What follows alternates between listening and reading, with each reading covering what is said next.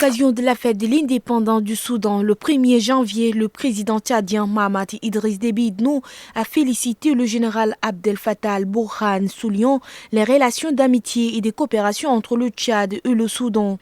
Il a exprimé sa satisfaction quant à ces liens et a affirmé sa volonté de les renforcer pour promouvoir une paix durable dans un contexte régional face à des défis sécuritaires et politiques communs.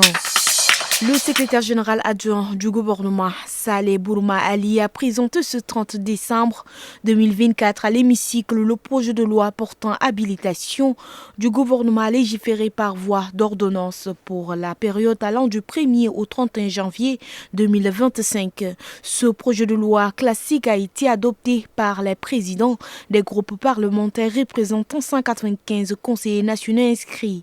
La loi portant habilitation à légiférer par voie d'ordonnance permet au gouvernement de prendre des mesures relevantes du domaine de la loi pendant les vacances parlementaires et d'assurer la continuité des services publics.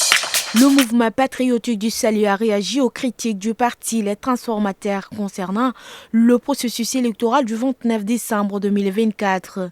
Dans un communiqué, le MPS défend son bilan en soulignant la légitimité de l'élection du maréchal Mahamat Idriss Déby Itno, élu avec 63% des voix.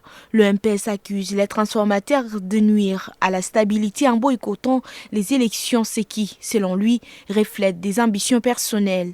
Le communiqué insiste sur la nécessité d'unité nationale et de responsabilité politique, rejetant les prétentions messianiques. Le MPS appelle à des actions constructives pour améliorer les conditions de vie des Tchadiens, affirmant que la prochaine échéance électorale est dans 5 ans et que leur priorité est le travail concret pour le bien commun. Autre chose, le coordonnateur général de l'Alliance des syndicats et organisations des opérateurs économiques tchadiens, Moussa Adoum Moussa, a tenu une conférence de presse le 30 décembre 2024. Il a appelé tous les commerçants, importateurs et transporteurs à observer une grève illimitée débutant ce jour à 5 heures du matin, conformément aux décisions prises lors de l'Assemblée générale. Moussa Adoum Moussa a rappelé que la grève est un droit constitutionnel et a souligné l'importance de la solidarité et de la compréhension parmi les membres pour garantir le succès de cette action.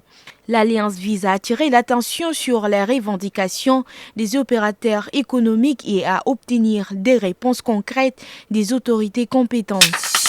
Et puis pour finir, un tragique accident de route a coûté la vie à une femme et à son enfant lundi soir près de Mangalmé dans la province du Guéra. 5 autres victimes gravement blessées sont actuellement prises en charge à l'hôpital de Mangalmé.